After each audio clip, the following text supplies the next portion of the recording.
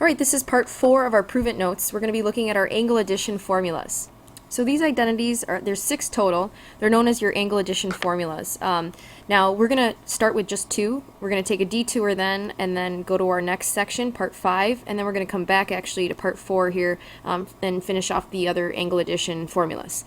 So what I want to do first is actually draw a little sketch. So our diagram is going to look a lot like our diagram in part 3. So we're going to have a little unit circle, and again it's just going to help us in determining some of these angle addition formulas. So I'm going to draw in alpha here and beta, and then I'm going to draw in negative beta. I'm going to label the coordinates where those angles intercept my circle, and you have to really be careful about how you label these points. So we're going to start down here. This is point A. Then we're going to jump up here, call that point B.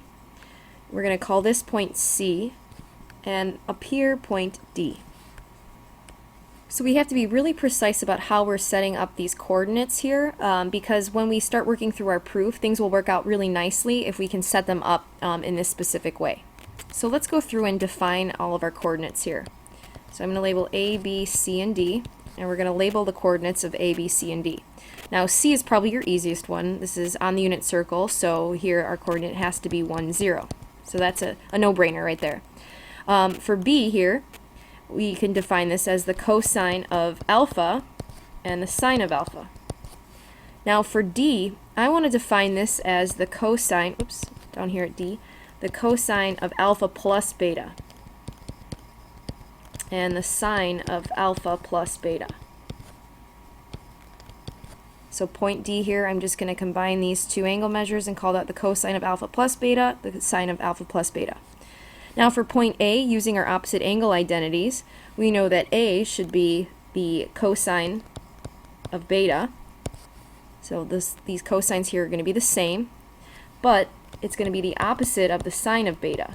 So here, the sine of negative beta, I'm just going to show this as scratch work here. The sine of negative beta is equal to the opposite of sine of beta. So I'm just using that value here as opposed to the sine of negative beta. Okay, so now that we've established our coordinates, we're going to start with using just a little bit of geometry here. If we want to look at segment AB, so segment AB here, that distance A to B is the same as the distance from D to C, because those intercepted arcs here are congruent to each other, which means those chords must also be congruent to each other.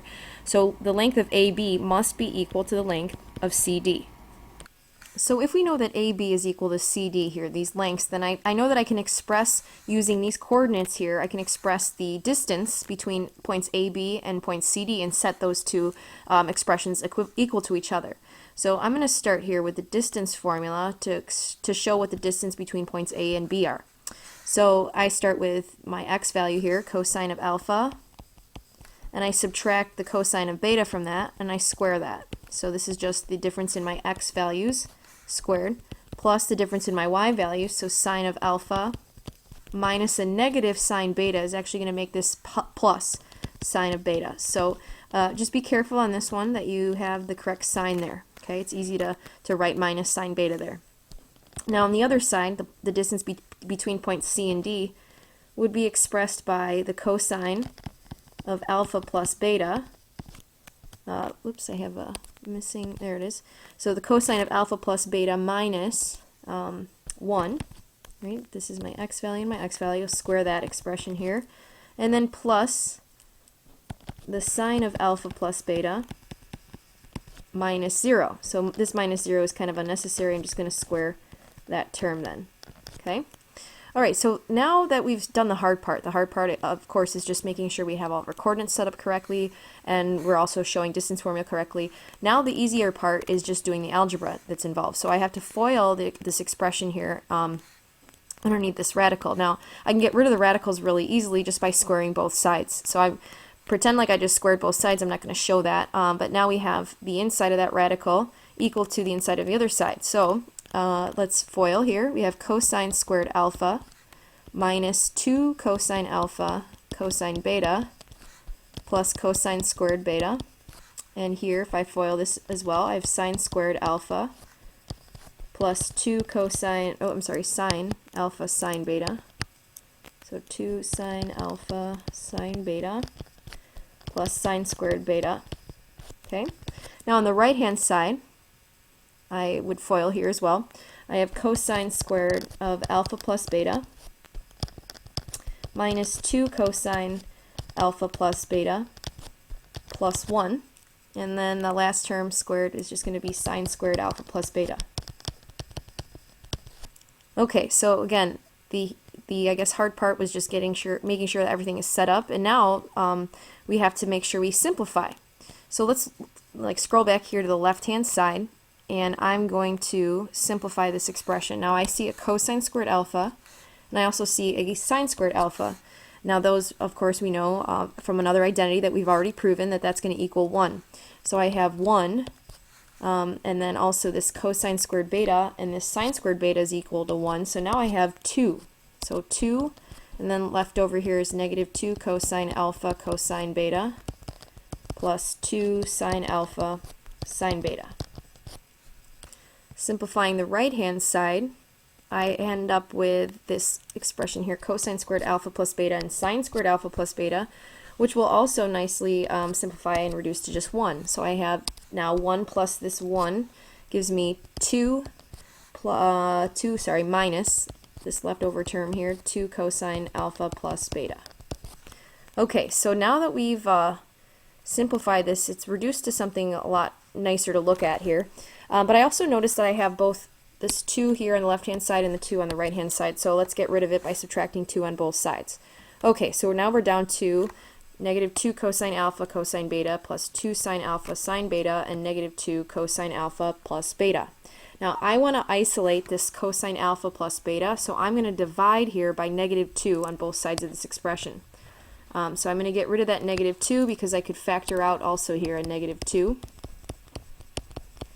I guess I'll show the work for that. So I have, minus sine alpha sine beta and this negative 2 here.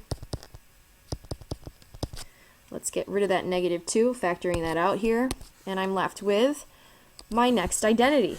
Okay, so my identity here is cosine of alpha plus beta. So if I add those two angles, the cosine of alpha plus beta, that's equal to the cosine of alpha times the cosine of beta minus the sine of alpha times the sine of beta.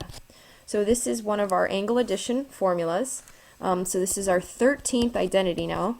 Let's box that up. Okay, and then we'll find our 14th in just a second. Okay, I know that seemed like a lot of work, and it is, but now you have this new nifty identity that you can use. Wherever you see a proof, you can always just break this cosine of alpha plus beta into these two expressions here. So these are equivalent to one another. Now let's arrive at our next identity, which I'm going to start by showing the cosine of alpha minus beta. Okay, so we know that if we add our two angles here, it's equal to this expression, but what is this equivalent to? Well, let's just use some substitution here. The cosine of alpha minus beta is going to be equal to, I'm going to do this in another color. Let's do blue because I don't like the red. Okay, so the cosine of alpha minus beta is equal to the cosine of alpha plus negative beta, right? And we already know what negative beta is defined as already, so that's equal to the cosine using this formula here. So now that I've proven that formula, I can now use that formula. Okay, so I just used substitution here and wrote negative beta because we've already got negative beta defined above, right? We already know what the cosine and sine of those values are. Okay, so anyhow, so the cosine of alpha plus negative beta is going to equal, using this formula up here, the cosine of alpha times the cosine of negative beta, okay, minus the sine of alpha times the sine of negative beta. So again, I'm just using this formula that we've just proven. Okay, so let's simplify this. Well, we already know, so cosine alpha obviously doesn't change, but we already know that the cosine of negative beta is the cosine of beta. It's equivalent, right? And here we have negative sine alpha times the sine of negative beta, which we also have already shown is the opposite of the sine of beta. So that's going to change this sign now to a positive here, sine of beta. So sine of alpha times sine of beta, because this value here is the same as negative sine beta. It's the opposite of the sine of beta. Okay, and that actually is going to show our next identity here. So we just showed that the cosine of alpha minus beta is equal to this expression here. So let's do this one in purple again. So we've got our 14th identity. The cosine of alpha minus beta is equal to the cosine of alpha times the cosine of beta plus the sine of alpha times the sine of beta. So again, the sine is the only thing that really changes, and you are going to have to memorize these so that you can use them, quickly. I don't want you to have to prove them every time you do this, but that is your proof here for the first two angle addition formulas. So it's a bit funky, but we're actually going to take a detour, and we're going to go to part 5. We're going to work on our complements identities. These are also called your cofunction identities. Some textbooks use the word cofunction instead. But we have to use these identities before we can prove the remaining 4 additional angle addition formulas. Okay, so it'll just help us out a little bit if we go to section 5 here. So part 5, when we're dealing with our complements, we're going to start with the cosine of pi over 2 minus alpha. Okay, so this is just showing any complementary angle. Remember, pi over 2 is 90 degrees, so any angle between that, we're looking at its complement right now. Okay, so this is going to be equivalent using what we already just looked at here. So I'm going to use this formula that we just proved. Okay, this would be equal to the cosine of pi over 2 times the cosine of alpha. Oops. Plus the sine of pi over 2 times the sine of alpha.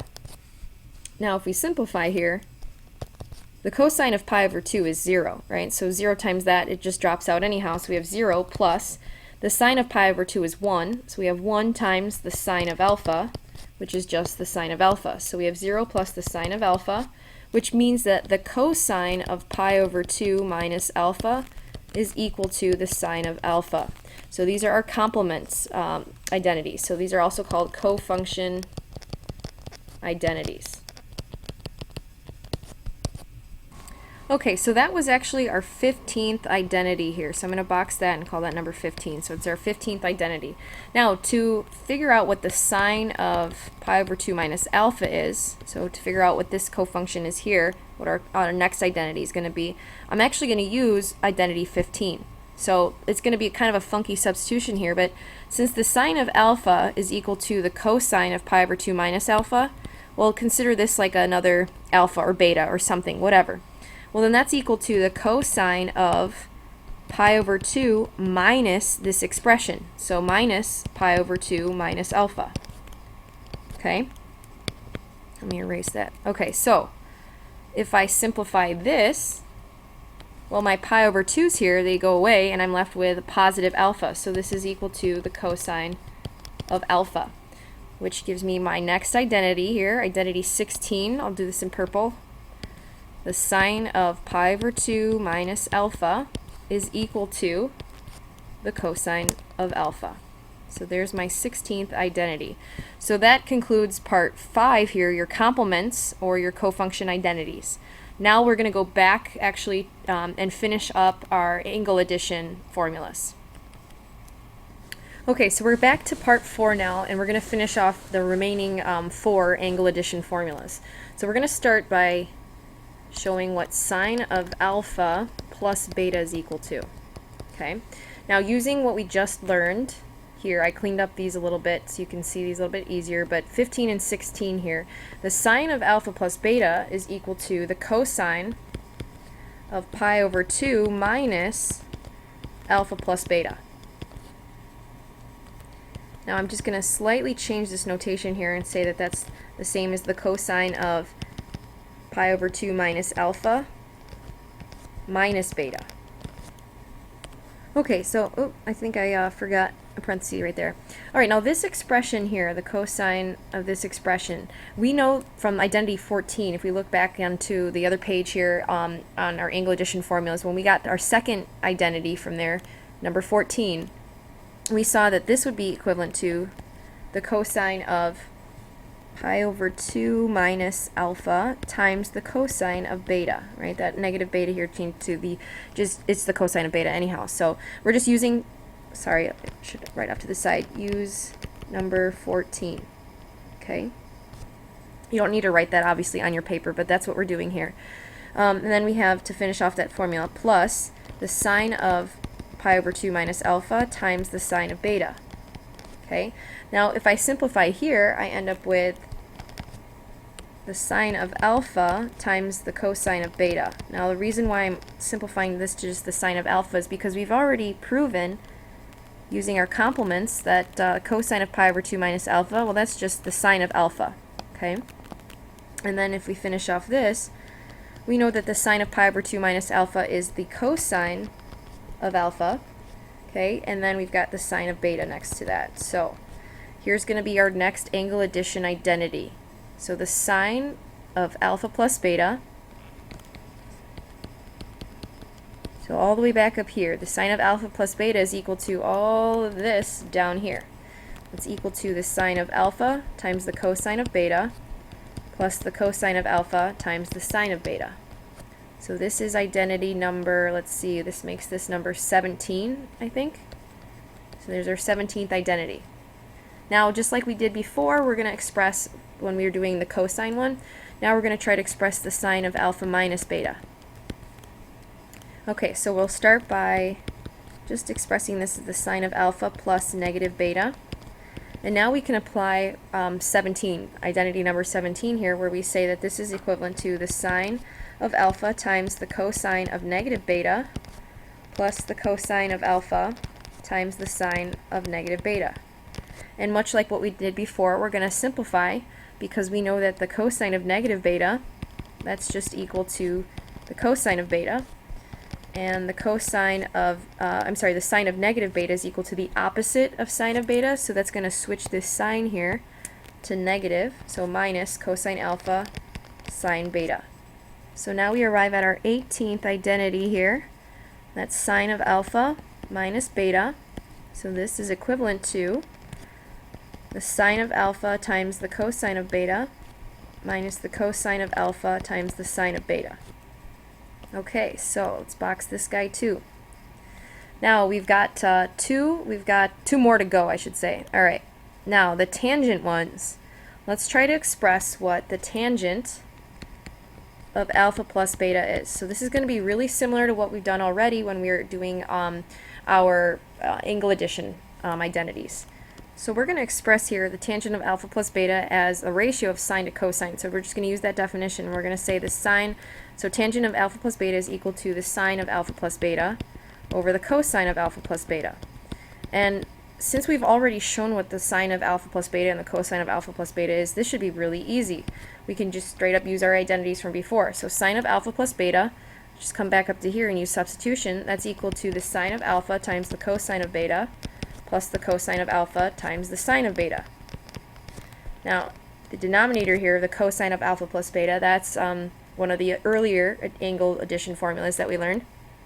And that's going to be cosine of alpha times the cosine of beta minus the sine of alpha times the sine of beta.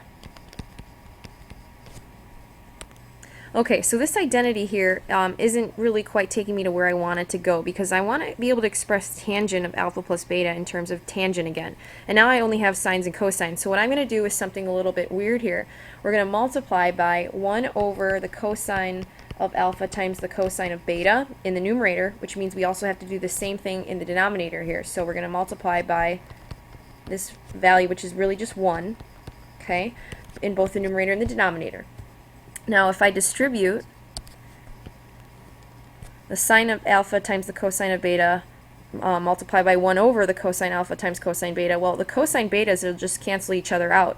So I'm actually left with the tangent of alpha. Okay, so that first term gives me the tangent of alpha in the numerator.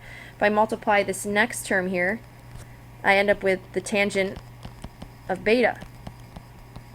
Okay, because my cosine alphas now will cancel out. And in the denominator, if I multiply here, the cosine of alphas cancel each other out. The cosine of betas cancel each other out, and I'm left with 1 for my first term. And if I multiply negative sine alpha times sine beta, multiply that by 1 over cosine alpha cosine beta, the sine alpha here is going to turn into, or sine, I can't even say it, sine alpha over cosine alpha turns into tangent of alpha, and sine beta over cosine beta is tangent of beta. So that is actually my next identity here. Okay, I'm just going to set this, swing this down here. The tangent of alpha plus beta is equal to the tangent of alpha plus the tangent of beta over 1 minus the tangent of alpha times the tangent of beta. So this is number, let's see, is this number 18? Nope, number 19, I believe. Yeah, because we just did 18. Okay, so there's number 19. Whew, that was long. All right, now, last up, we got our last addition formula here. Let's do the tangent of alpha minus beta. Okay, so the tangent of alpha minus beta can be expressed as the tangent of, you guessed it, alpha plus negative beta. Ooh, exciting. Now, if we use substitution here, we can use now number 19. So once you've proven an identity, you can now use it from here on out. So let's use identity 19. We know that alpha plus negative beta here, and the inside, we'll just write this as the tangent of alpha plus the tangent of negative beta. Divide that by 1 minus the tangent of alpha times the tangent of negative beta. Now, we can simplify this, right? We know that the tangent of negative beta is the opposite of the tangent of beta. So I can write that as the tangent of alpha minus tangent of beta over 1. Now this is going to make this term here negative, so I have minus a negative, which gives me positive tangent alpha times the tangent of beta. Alright, that's the last identity that we're going to cover in part 4 here. So I have the tangent of alpha minus beta is equal to the tangent of alpha minus the tangent of beta over 1 plus tan alpha times tangent beta. Alright, that's your 20th identity. And that was a long one. So make sure you're practicing these prove it notes. They don't come easily unless you practice them, okay?